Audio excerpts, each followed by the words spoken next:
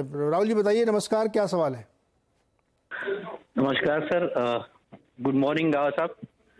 हाँ जी, नमस्कार। और मैं ये पूछना चाह रहा था कि मेरे पास एनबीसीसी के 1500 शेयर्स हैं। एवरेज कॉस्ट मेरी 3940 के आसपास है। ओके, बहुत थोड़ा सा फायदा आपको अभी हो रहा है। कुछ खास सोच है इसके लिए, मतलब लॉन्ग टर्म, मिड टर्म या ट्रेडिंग के लिए, किस लिए लिया? मैंने तो इन्वेस्टमेंट के लिए वेरी लॉन्ग टर्म में लिया इसको, और इसलिए लिया कि फंडामेंटली बहुत स्ट्रॉन्ग स्टॉक मुझे उस वक्त दिखा। उस वक्त मैंने शुरू की थी इन्वेस्टमेंट। तो अब इसका मैं फ्यूचर व्यू जानना चाहता हूं। अगर मुझे इसे 3 साल, 4 साल, 5 साल अगर होल्ड करना है तो क्या प्रोस्पेक्ट्स हैं इसके? आपने कितने समय पहले इसको लिया? 2018 से मैंने इसको कलेक्ट करना शुरू किया था, और जो कोविड के टाइम पे मैंने इसको एवरेज आउट करके 3940 के आसपास मेरी अभी कॉस्ट प्राइस है। तो 5 साल तो हो गए। जी जी। निराशा हो रही है? नहीं, निराशा नहीं है। फंडामेंटली स्ट्रॉन्ग स्टॉक है तो नेचुरली कहीं ना कहीं इसका पोटेंशियल जो है वो आएगा। अरे भाई, 5 साल में आपको Hopeful हूँ। रिटर्न नहीं मिल रहा है तो आप निराश नहीं है? खैर, मैं ग्रिल नहीं कर रहा हूँ, मैं सिर्फ ये जानने की कोशिश कर रहा हूँ कि आपकी साइकी क्या है। गावा सर, एनबीसीसी 5 साल से होल्ड किया राहुल ने और अभी तक रिटर्न बन नहीं रहा है, क्या करें? और रुक सकते हैं, रुक, समय की कोई पाबंदी नहीं। क्या राहुल को इस एनबीसीसी में पैसा बनेगा? देखिए सर, रिटर्न नहीं बन रहा है, नो डाउट, लेकिन अब बेचना तो नहीं। अब नहीं बेचना। 8 साल किया तब तो बहुत हाई प्राइस था। अब ऐसी जगह पर है स्ट्रक्चरली, अब लगता है कि गिरावट है वो थम गई। एक नंबर 2, शायद इसमें एक अपूर्ण एक हायर बटन तो बना है, लेकिन हायर बटन अब तक कंफर्म नहीं हुआ है ना हायर टाइम फ्रेम। वो कंफर्म होगा जब ये 60 रुपया पार कर लेगा, फिर हायर बटन भी कंफर्म हो जाएगा। उसमें फिर एक ब्रेकआउट कहेंगे हम उसको टेक्निकल रूप से, वो करीब ले जाएगा फिर 80 टू 100 जोन्स। तो अपमू तो ऑन है, लेकिन अब बेचना नहीं है। इतना 8 साल रुका है तो और रुकिए, अपमू मिलेगा। 60 का इंतजार कीजिए, 60 पार कर लिए तो कंटिन्यू होल्डिंग एनबीसीसी। गावा सर, ये बताइए, एनबीसीसी 80 रुपए मान लीजिए मैं एक लक्ष्य लेके चलो, कितना साल लगेंगे हमें? देखिए, बहुत स्लो चलता है, साइडवेज चलता है, लो बीटा स्टॉक है, टाइम लगेगा, वक्त लगेगा। अगर उन्होंने 8 साल होल्ड किया तो पड़ा रहेंगे बस, क्योंकि इसमें स्लो जाएगा। लेकिन एक बार 60 लेवल पार कर लेगा, उसके बाद थोड़ी तेजी पकड़ेगी, मोमेंटम बाद में आएगा, उसके पहले नहीं आएगा। तो 2-3 साल लगेंगे कम से कम? हाँ जी, 2-3 साल बिल्कुल बिल्कुल पॉसिबल है। तो गावा सर, 5 साल से होल्ड करें, 3 साल और देंगे, तब इनका रिटर्न बनेगा 100% का, मतलब 39 से 80 हो जाएगा मान लीजिए। हाँ, तो 8 साल में डबल हुआ स्टॉक, तो इससे बेटर नहीं कि अभी ये प्रॉफिट में है, ब्रेक इवन पे, यहां से निकल के कोई अच्छा ग्रोथ स्टॉक ले सकते हैं प्रॉफिट यहाँ पर, अगर प्रॉफिट मिलता है तो। 1 रुपए ऊपर है इनके पास से। होना नहीं चाहिए, नहीं, 1 रुपए नीचे जाए, लेकिन इनका 39 नजरिया लॉन्ग टर्म का, इनको होल्ड करना है लॉन्ग टर्म के लिए, तो हम इनका नजरिया चेंज करने को नहीं बोलेंगे ना। इन्होंने कुछ रीजन होगा लेने के लिए रखा होगा। राहुल जी, होगा तो मैं आपको सच बताता हूँ, आप उसके बाद डिस्क्लोजर दोगे, देना है नहीं, एक मिनट रुकिए गावा सर, एक मिनट रुकिए, डिस्क्लोजर बाद में, पहले राहुल आप मेरी आवाज सुन रहे हैं? जी जी। तो 8 साल में अगर आपको 100% मतलब दुगना हो जाए आपका स्टॉक, तो आप संतुष्ट रहेंगे? नहीं, मार्केट के हिसाब से तो संतुष्ट नहीं रहूंगा, लेकिन चाहूंगा कि एक समय था जब इसको सब लोगों ने रिकमेंड किया था, मैं आपके शो पे ही देखा था, बिल्कुल। तब इसे मल्टी बैगर की तरह इसको प्रोजेक्ट किया गया था। चांसेस मुझे भी लगे थे कि फंडामेंटली स्ट्रॉन्ग स्टॉक है, इसमें अपमूव बहुत तेजी से आ सकता है, बट बिकॉज ऑफ कोविड और बाकी सारी चीजों को अगर मार्केट में देखे तो उसके हिसाब से इसने उतना परफॉर्म नहीं किया। नहीं, राहुल जी, मेरा सवाल यही है आपको मतलब पूछने का कि वाकई ये मल्टीबैगर था। एक जमाना था जब इस स्टॉक ने बहुत जबरदस्त रैली की थी, मल्टीपल टाइम से ऊपर गया था, उसके बाद जब इसमें स्प्लिट वगैरह होकर के इस भाव पे आया, तब से अंडर परफॉर्म कर रहा है। मैं ये सवाल आपसे इसलिए आपको पूछ रहा था कि 8 साल में अगर पैसा डबल हो रहा है तो मतलब आप एफडी करके बैठे हुए हैं, फिर मार्केट में आने की जरूरत नहीं है, फिर तो एफडी कर लीजिए। जी जी। इसलिए मैं आपको ये बिल्कुल नहीं कर रहा हूं कि हाँ आप कुछ चेंज करिए, अगर आपको इसी से बहुत अच्छा लगता है तो आप करिए, लेकिन हमेशा फाइनेंशियल इन्वेस्टमेंट में ये देखना चाहिए कि आपको टाइम वैल्यू में रिटर्न क्या मिल रहा है। 8 साल में कोई स्टॉक अगर डबल हो रहा है तो उससे अच्छा मैं फिक्स डिपॉजिट करूंगा। तो खैर, आपकी इच्छा है, आप इसको रख सकते हैं एनबीसीसी से, लेकिन अगर चेंज करना हो मान लीजिए ये राय नहीं है, खाली मैं सवाल पूछा क्योंकि बहुत सारे लोग ये सोच रहे होंगे कि हाँ मेरे को भी 8 साल में नहीं चाहिए डबल। काबा सर आप बताइए। मैं तो बोलता अगर मेरे पास ये स्टॉक होता मैं तो निकल जाता, मैं ले लेता रिलायंस, बिलीव इट और नॉट। आज भी लेता, कल भी लेता, परसों भी लेता, एक दिन पहले लेता तो भी लेता, मौका मिलता तो। रिलायंस का स्टॉक फॉर इन्वेस्टमेंट करे बिल्कुल। अब जियो फाइनेंशियली मिल जाएगा, इसमें वैल्यू अनलॉकिंग तो होगी ही होगी, तो क्यों नहीं लेते रिलायंस पर। ओके, तो खैर रिलायंस में आप कर सकते हैं। अब आज अगर आप रिलायंस लेंगे तो आपको जियो फाइनेंस नहीं मिलेगा, वो समय निकल गया। अब तो ये डिमर्ज वैल्यू पे ट्रेड कर रहा है, लेकिन अभी भी इसके अंदर बहुत सारे स्टॉक हैं। डिस्क्लोजर ये है कि आप कोई और एक इंडिपेंडेंट राय लीजिए, क्योंकि जो चैनल आप देख रहे हैं उसकी ओनरशिप रिलायंस इंडस्ट्रीज की है। दिलीप कुमार जी कुशीनगर से जुड़ रहे हैं हमारे साथ। दिलीप जी नमस्कार, बताइए सर। नमस्कार सर, मेरे पास भारत फोर्ज का है 861 पे 100 शेयर हैं अपने पास। 865 पे 100 शेयर 861 है और कंटिन्यू अभी भी उसमें गिरावट हो रही है, तो क्या करना है मुझे? गाँव सर भारत फौज में क्या करें? ये स्टॉक मुझे पसंद है from a long term perspective. Short term में थोड़ी वीकनेस आएगी। भारत फोर्ज 824 पे ट्रेड कर रहा है, मिल जाता है अगर 800 के आसपास, ब्यूटीफुल। चार्ट बढ़िया है, जब भी इसमें गिरावट आती है वो बाइंग का मौका रहता है। ये इन्वेस्टमेंट ग्रेड स्टॉक है, ट्रेडिंग नहीं करना चाहिए भारत फौज। ओके, भारत फौज लॉन्ग टर्म के लिए रखना पड़ेगा, ठीक है। स्टॉक काफ़ी सारे प्लेस हैं इनके ऊपर, काफ़ी अच्छा कामकाज है, लेकिन अभी मार्केट में परफॉर्म नहीं कर रहा, लेकिन तो होल्ड करने की सलाह है। अगला सवाल है महंतेश का, बंगलुरु से जुड़ रहा है हमारे साथ। महंतेश जी बताइए क्या सवाल है। महंतेश जी, अच्छा महंतेश जी के पास आवाज़ नहीं जा रही मेरी। संबित कुमार बालासोर उड़ीसा से। संबित जी से भी अभी संपर्क नहीं हो पा रहा। तो गावा जी फिर आप पॉलीकैब पर आए बताइए। आज 4.5% गिर चुका है, 4.6% है फेनोमेनल, 225 रुपये नीचे। क्या इसमें जो रैली हुई थी अभी पिछले 3-4-5 दिनों में, अब उसका समय खत्म हो गया है या एक मौका फिर से दे रहा है? नहीं, बहुत फास्ट दौड़ा 3700 से 4700, 1000 रुपए की रैली मिली है करीब 8 या 10 ट्रेडिंग सेशंस में। यहां पर तो प्रॉफिट बुकिंग आएगी। अच्छी जगह है खरीदने की पॉलीकैब, अराउंड 4000 और 3500 के बीच में। फिर होल्ड करना चाहिए for medium to long term के लिए। यहां पर प्रॉफिट बुकिंग नजर आती है पॉलीकैब। कल एक kind of an exhaustion pattern था मेरे ख्याल से। आदित्य संदीप ने एक सवाल भेजा है ट्विटर पे, और इनका सवाल है ज्योति लैब्स पे। इनके पास 300 शेयर्स हैं 157 रुपीज़ के प्राइस पे। क्या ये लॉन्ग टर्म के लिए इसको होल्ड कर सकते हैं कबा सर, ज्योति लैब? लो होल्ड तो कर सकते हैं क्योंकि ब्रेकआउट तो मिला है हायर टाइम फ्रेम बेसिस पर। यस, स्ट्रक्चर भी पॉजिटिव है। ज्योति लैब ट्रेड कर रहा है 243। Of course buy and hold का स्टॉक है। 235 में स्ट्रॉन्ग सपोर्ट जोन है, जब तक ये 235 बरकरार है अपसाइड ऑन है ज्योति लैब। ओके, और एक सवाल पूछा सीमा ने, सादर प्रणाम किया गावा सर उन्होंने आपको, बट वो सिर्फ प्रणाम ही कर रही, उन्होंने आपकी तारीफ की कि सुबह आपके जो प्रेडिक्शंस थे वो ठीक थे। सवाल इन्होंने नहीं पूछा है। सवाल रविंदर पाल सिंह जी ने पूछा। हाँ रविंदर जी, ट्राइडेंट खरीद के बैठे 3000 शेयर 44 में 60 पैसे पे, क्या करें 1-2 साल के लिए? कौन सा स्टॉक? ट्राइडेंट। यस, ट्राइडेंट 1-2 साल के लिए इनको मेरे ख्याल से एक बहुत अच्छा मूव था। करेक्शन लगता है यहाँ पर, थोड़ा डिप में चल रहा है। ये जगह अगर 2 साल के लिए है तो ले सकते हैं। यहाँ पर लोअर लेवल्स पे एक स्टॉप लगाना है ट्राइडेंट पे, तो लगाइए करीब 25 का बस।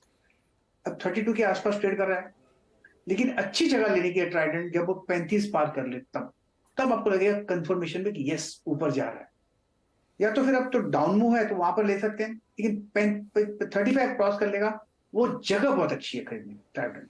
तो फिलहाल होल्ड कर सकते हैं डिसीजन, या लो लेवल में एग्रेसिव कॉल है तो ले सकते हैं। लॉन्ग टर्म के लिए ठीक है, फिलहाल शॉर्ट टर्म में सेलिंग है। कब सर यूनियन बैंक कैसा लगता है आपको?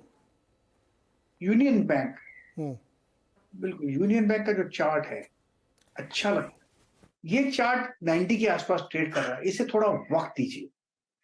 मेरे ख्याल से 100 पार कर ले, 100 पार करने के बाद 140 भी जा सकता है, लेकिन ये लॉन्ग टर्म के लिए स्टॉक। डिप्स मिलेगी तो बाइंग का मौका रहेगा। पीएसयू बैंक में काफी हद तक रिवर्सल देखा है, इस स्टॉक में भी रिवर्सल देख रहे हैं। तो गौरव साहब, लगे हाथ इनके मैनेजमेंट से भी बात कर लेते हैं। बैंक के रिजल्ट्स काफ़ी बढ़िया आए थे और 17% की जो है इनकी जो ब्याज से आमदनी थी वो बढ़ रही, मुनाफा भी दोगुना से ज़्यादा हो गया। NIM भी लगभग 3%, 2.98% के आसपास रही है। तो किस तरीके के आउटलुक हैं, किस तरीके के नतीजे, इसी पे हम लोग बातचीत करते हैं। और बातचीत करने के लिए हमारे साथ जो है बैंक के एग्जीक्यूटिव डायरेक्टर नितेश रंजन जी जुड़ गए। नितेश जी, बहुत बहुत स्वागत है आपका CNBC आवाज़ पर। नतीजे काफ़ी बेहतर दिखे यहाँ पे और NIM में भी आपने 3%, काफ़ी डिसेंट माना जाएगा सरकारी बैंक के हिसाब से। क्या क्या रीजंस थे, कैसे आई इतनी अच्छी earnings? Union bank of India का जून 2023 क्वार्टर में परफॉर्मेंस बहुत अच्छा रहा है। इसमें 2-3 हाइलाइट्स जो मैं बताना चाहूंगा। एक तो कि हम साल के शुरू में गाइडेंस देते हैं वेरियस पैरामीटर्स पे, और हमने हर एक पैरामीटर का जो गाइडेंस था उसको उसी ट्रेंड पे अचीव किया है। दूसरी बात कि हमारा रिटर्न ऑन एसेट्स जो है इस क्वार्टर का 1% रहा है, जो कि हम कई तिमाहियों के बाद इसको अचीव कर पाए हैं। और रिटर्न ऑन इक्विटी भी 18% से ज्यादा रहा है। अगर हम नेट प्रॉफिट को देखें तो नेट प्रॉफिट पिछले साल की तिमाही से डबल हो गया है। और उसी तरह अगर हम एसेट क्वालिटी में नेट NPA को देखें तो पिछले साल की तिमाही से वो आधा हो गया है। तो कुल मिला के performance union bank of India का बहुत अच्छा रहा है जून 2023 की तिमाही में। ओके नितेश जी, RM सेगमेंट काफ़ी फोकस में रहता है बैंक का आपके लिए, और इस सेगमेंट की ग्रोथ और आउटलुक क्या है? आपने सही बताया, रैम हमारे लिए बहुत ही की सेगमेंट रहा है, रिटेल, एग्रीकल्चर और MSME लोन्स। और इसमें अगर रैम सेगमेंट को देखें तो 15% के करीब इसमें वृद्धि हुई है। इसके तहत अगर रिटेल देखें, रिटेल लोन 16% से ज्यादा की वृद्धि हुई है।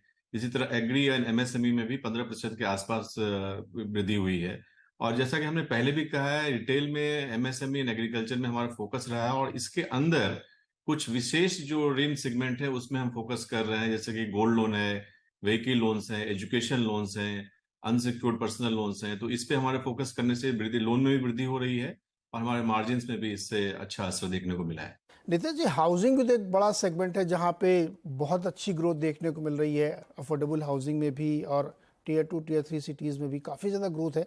इसमें किस तरीके का कामकाज है आपका? मुझे लगता है कि अगर हम पिछले करीब 18 से 24 महीनों का देखें और जिस तरह से बैंकिंग सेक्टर में रिटेल का डिमांड आ रहा है, मुझे लगता है हम लोग शायद रिटेल रिवोल्यूशन के दूसरे फेज में आ गए हैं। पिछले 20 साल में रिटेल का एक रिवोल्यूशन रहा और अभी लगता है और ज्यादा हो रहा है। और 2-3 फैक्टर्स मुझे लगता है जो इसको एड कर रही है। एक तो aspirations of the people are increasing. हर कोई आज एक अच्छा घर चाहता है, अच्छा व्हीकल चाहता है। दूसरी बात है कि सप्लाई जो है फ्रॉम द बैंकिंग साइड वो काफी इंक्रीज कर गया। हर एक बैंक्स ने अपने सिस्टम को अच्छे कर लिए हैं, रिस्क मैनेजमेंट सिस्टम को सुदृढ़ कर लिए हैं। तो लोन देने के लिए बैंक्स आगे आ रहे हैं, NBFCs आगे आ रही है।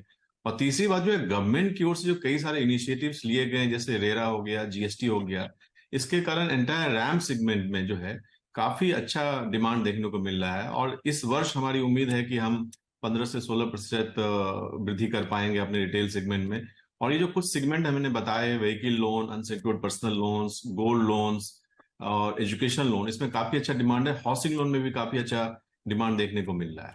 ओके नितेश जी, स्थिर ब्याज दरें लेकिन बढ़ते हुए डिपॉजिट के रेट्स, यानी ब्याज दर मतलब RBI रुक गया है, तो उसके बीच में निम मेंटेन करना और साथ ही एसेट क्वालिटी, क्योंकि एक आध बैंकों में हल्का सा रुझान दिखा है कि थोड़ा सा उनका गड़बड़ाया मामला, आपके यहाँ कैसे चल रहा है?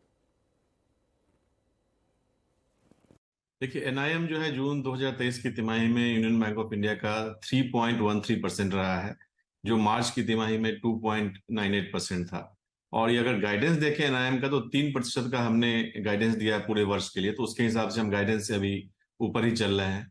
असेट क्वालिटी के लिए भी हम जो गाइडेंस दिया है उसी ट्रेंड पे अभी चल रहे हैं। ग्रॉस NPA में कमी हुई है, 7.5% हो गया है। इसी तरह नेट NPA भी अभी 1.58% हो गया है। अगर हम पिछले वर्ष की तुलना करें तो जून 2022 की तिमाही में हमारा नेट NPA करीब 3.31% था, वहां से 1.58 होना, ये बिल्कुल हम अपने गाइडेंस की तरह बढ़ रहे हैं। ओके नितेश जी, बहुत बहुत शुक्रिया CNBC आवाज़ से बातचीत करने के लिए, और हम रखते हैं कि अगले क्वार्टर में भी ऐसे ही बेहतर प्रदर्शन आप करेंगे। बहुत बहुत शुक्रिया हमारे साथ जुड़ने के लिए। वापस आते हैं गावा जी के पास। गावा जी, इस बीच आगे सवाल और बहुत सारे लोगों के। पंकज जोशी जी ने बेंगलोर से एक सवाल भेजा है और इनके पास इंडस टावर है, 254 रुपये 50 पैसे के प्राइस पे 200 शेयर्स। क्या करना चाहिए इनको इंडस टावर में? मेरे ख्याल से ये टाइम है, वक्त है होल्ड करने का इंडस टावर। यहाँ पर जो गिरावट हुई है हमने 300 से 150 के करीब देखी है, फिर एक यहाँ पर थम गई गिरावट। शायद यहाँ से एक टर्निंग का लगता है कि यहाँ से टर्निंग हो रही है। अगर ऐसा कुछ होता है, अपडेट कर रहा है 167, तो पॉसिबल है कि 200-210 भी जा सकते हैं। तो ये जगह मेरे ख्याल से होल्ड करने के लिए साइडवेज जोन पर है। आहिस्ता आहिस्ता कर बड़े बड़े झटके लगते हैं, फिर एक डिप मिल जाता है, लेकिन मुझे लगता है यहाँ एग्जॉशन हो जाएगा सेलिंग, फिर एक अपमूव होना चाहिए, तो hold Indus Tower. Okay, Mahantesh ji जुड़ गए हमारे साथ बेंगलुरु से। महांतेश जी बताइए क्या सवाल है? तो नमस्ते गाबा सर, मेरे पास 2 शेयर है। एक है LIC 589 रुपीज पे 39 शेयर्स, और लक्ष्मी ऑर्गेनिक 282 360 शेयर्स है मेरे पास।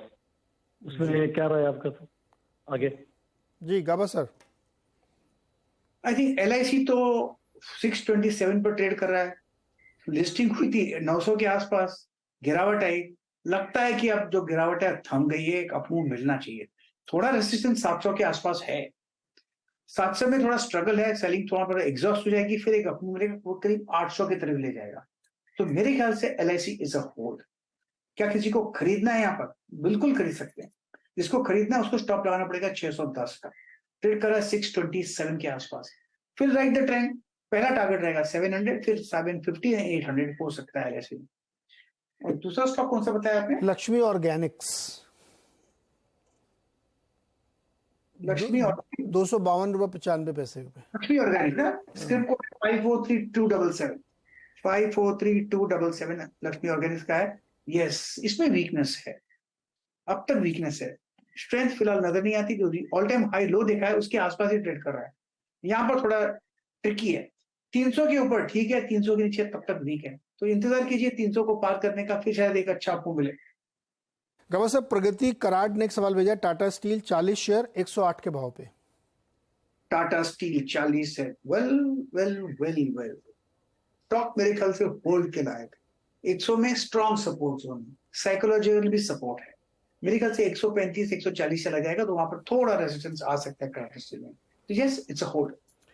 गिरिराज सिंह ने टाटा कंज्यूमर की 900 रुपए वाली कॉल ली है 5.5 रुपए पे एक लॉट, और NTPC की 1000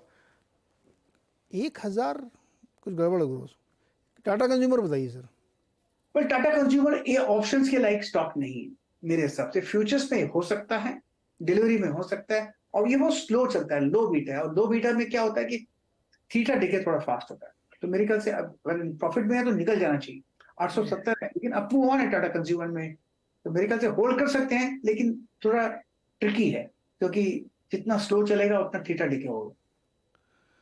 थोड़ा स्लो है, जितना स्लो चलेगा। गवा इस बीच 182 पॉइंट नीचे हो गया निफ्टी, 19,796 19,800 के नीचे आ गया ये।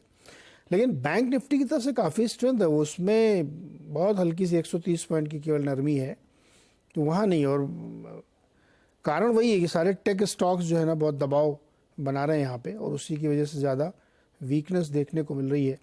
तो एक मुश्किल तो आप कह ही सकते हैं यहाँ पे। बता दें कि मनी कंट्रोल पर दिए गए विचार एक्सपर्ट्स के अपने निजी विचार होते हैं। वेबसाइट या मैनेजमेंट इसके लिए उत्तरदायी नहीं है। यूजर्स को मनी कंट्रोल की सलाह है कि कोई भी निवेश निर्णय लेने से पहले सर्टिफाइड एक्सपर्ट की सलाह लें।